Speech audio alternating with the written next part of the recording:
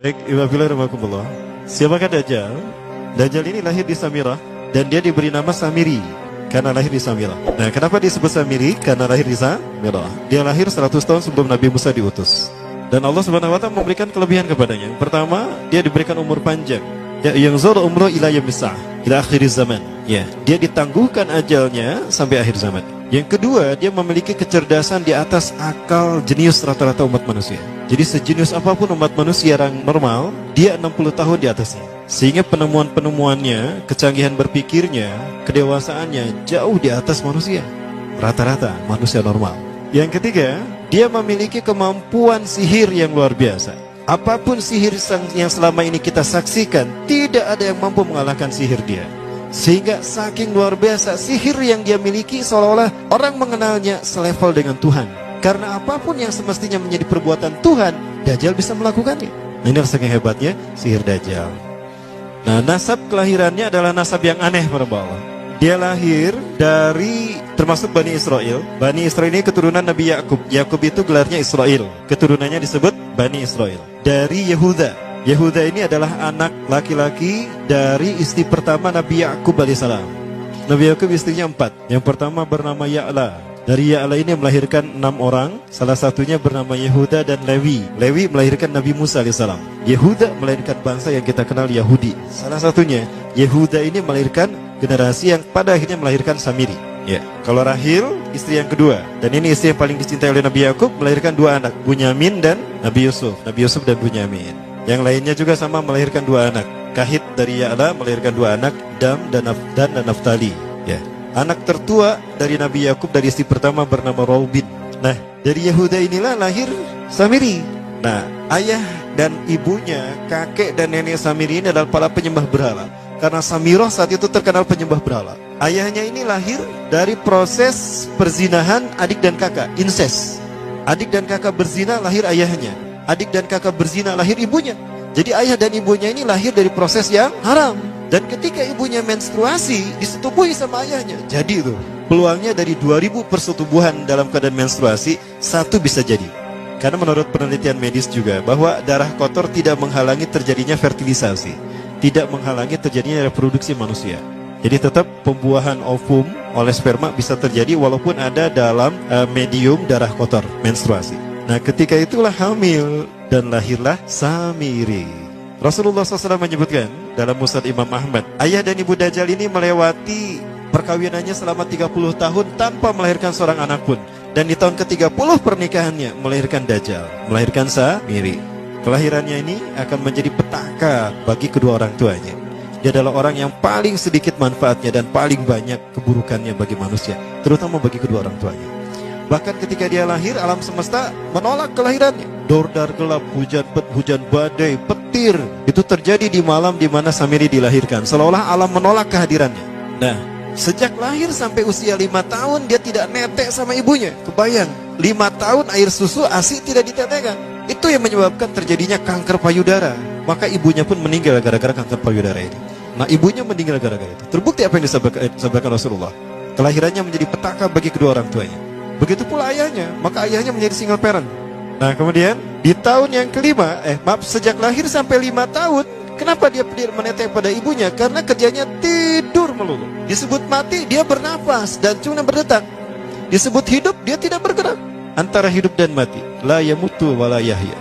Nah, maka di usia ke-5 tahun, nah ini terjadi peristiwa yang menarik. Apa itu? Samiri bangun dari tidurnya di tengah malam dan tidak ada orang yang menyadari Samiri bangun. Dia merangkak dan pindah ke berhala yang terbesar.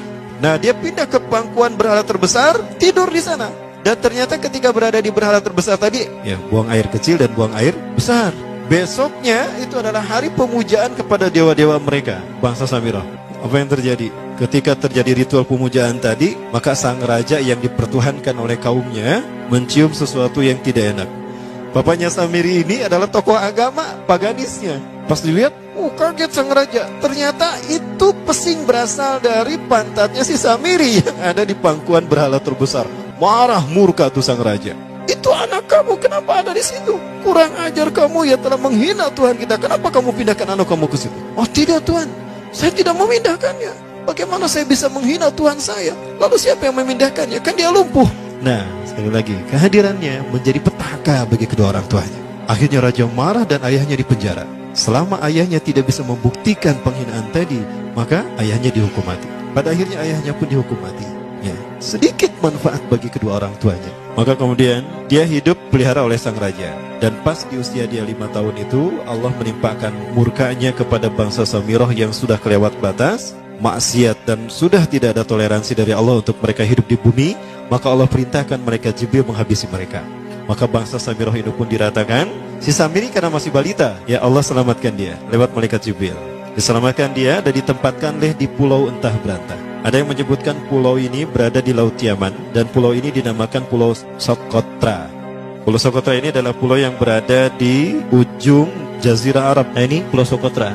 Ini pulau tempat di mana Dajjal atau Samiri dibesarkan sejak 5 tahun sampai usia 100 tahun. Ya, dari usia 5 sampai 100 tahun dia tinggal di Pulau Socotra ini. Nah, Pulau Socotra ini adalah pulau yang berada di kawasan Yaman. Pulau yang memiliki banyak keunikan luar biasa. UNESCO sempat ingin menjadikannya keajaiban yang ke-8. Kan ada 7 keajaiban dunia ya.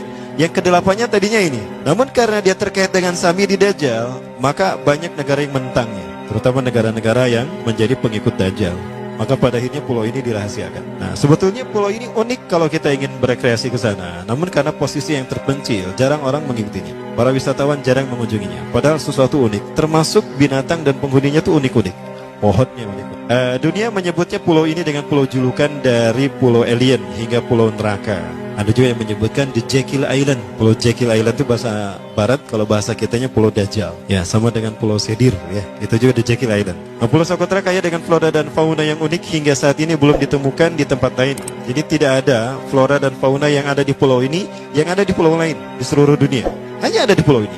Makanya di pulau inilah Allah ciptakan satu binatang yang unik juga, yang disebut dengan jasasa. Jasasa, binatang jasasa itu artinya mata-mata. Tajassa yatajassu tajassusan wa jasasatan, artinya pemata-mata, spy. Binatang ini bertumbuh besar, dhahmatun kabirah tughatti jismaha asy-sya'r hatta la nastati an nufariqa ayna wajhu wa ayna dubru. Tubuhnya besar, dipenuhi dengan bulu, sehingga saking penuhnya bulu kita tidak bisa membedakan mana dubur mana wajah. Yang menghadap itulah wajah. Baik, karena itu pulau ini pernah dilestarikan sebagai salah satu dari 7 keajaiban dunia yang baru ya. Nah baik, ini contohnya nih, saya perlihatkan keajaiban dan keunikan. Ini adalah padang pasir di Pulau Socotra. Ini burung, salah satu jenis burung yang bisa kita jumpai di Socotra. Dan ini kepiting unik, kepiting Pulau Socotra. Aneh ya, kepitingnya seperti itu. Ini laba-laba langka di Socotra, mirip tarantula.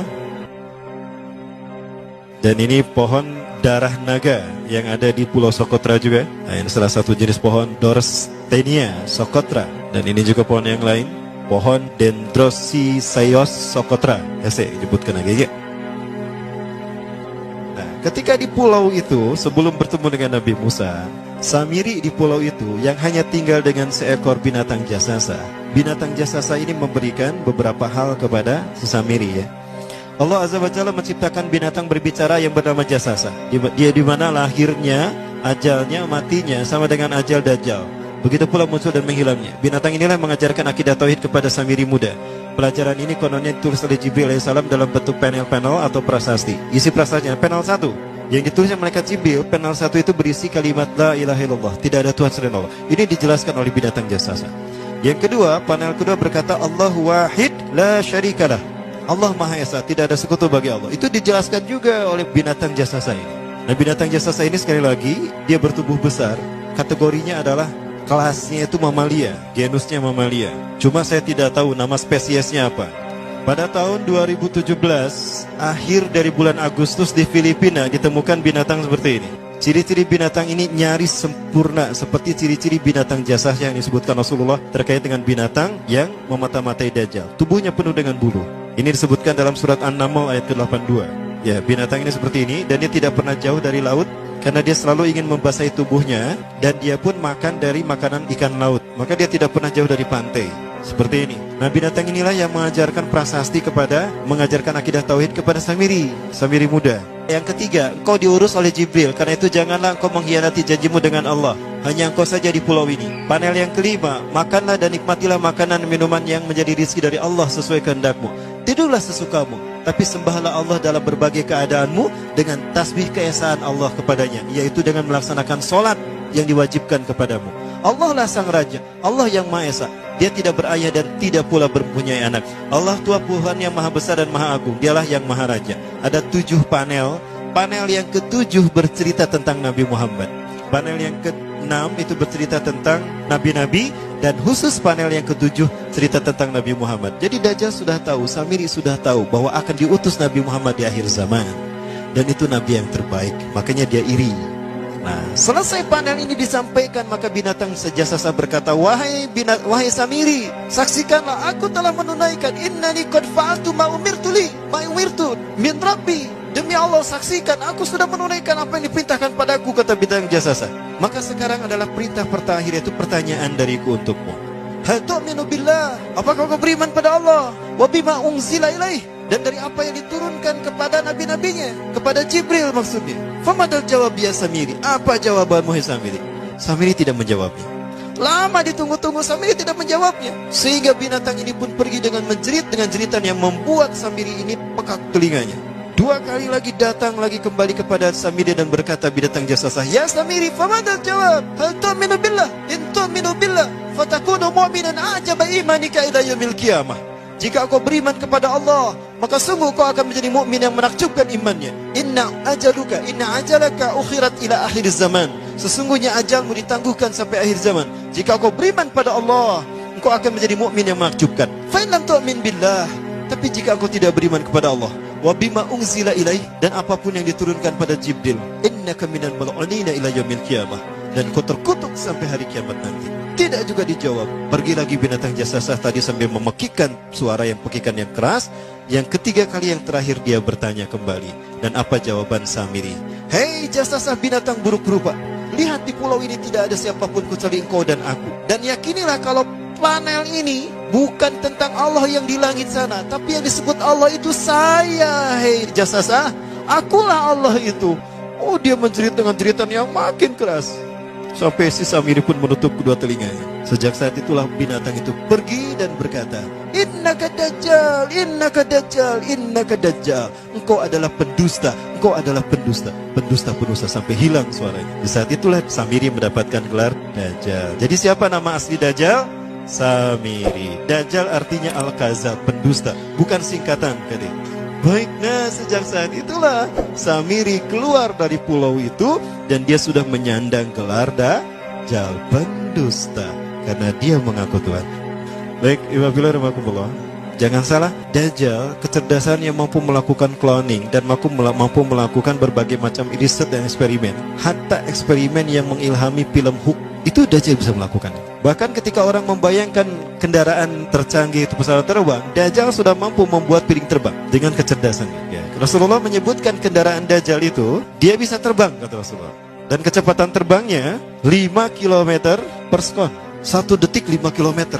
Hanya dengan berkedip-kedip dia berkeliling dunia. Ya. Kecepatan ini diambil dari hadis Rasulullah. Berapa kecepatannya Rasulullah ketika dia terbang di muka bumi? Ya, kendaraan yang dia gunakan itu kecepatan terbangnya seperti awan yang ditiup angin, kata Rasulullah. Dan awan rata-rata ditiup angin itu 5 km per sekon. Dan jarak dari satu telinga ke telinganya, artinya setengah diameter atau diameter kepalanya, keledai yang dia gunakan, Rasul menyebutnya keledai, itu arba'una zira, 40 hasta, 27 meter. Diameternya itu 27 meter. Keledai macam apa yang jarak dari satu telinga ke telinganya 27 meter? Kalau bukan piring terbang.